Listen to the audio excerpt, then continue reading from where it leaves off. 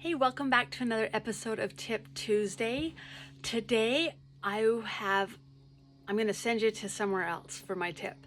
There is this great book that I read years ago, and I've listened to lots of podcasts on it, and I've been practicing it myself. It's called The 5 Love Languages, and it's by Dr. Gary Chapman.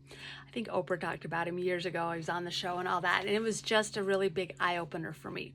So my tip for you today is to discover what your love language is. And what that means is it's the way that when somebody tries to express love to you, it's the way you receive love. It's the language you understand the best. There are 5 of those. I'm going to try to remember them all. There's words of affirmation.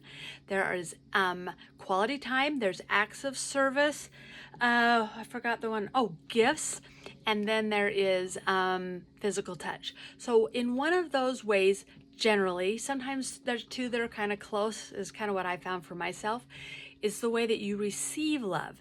And usually you give love in the way that you receive love. And the important thing here is that sometimes when you're giving love in one way, the person you're trying to show love to doesn't receive it in that way. And so that's why it's so important to know your own love language, but then to open it up and figure out how other people receive love and what their love language is, right? That's what I'm trying to say.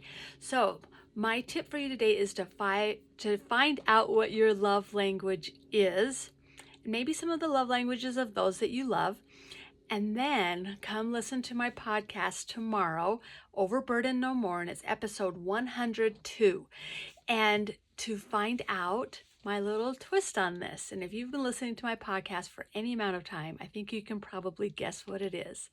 Anyway, I'll see you next week here for another Tip Tuesday, and hopefully I'll see you tomorrow on the podcast so you can find out what this twist is. Till then, find out what your love language is and those that you love the most. All right, have a great day, and I'll see you here next week.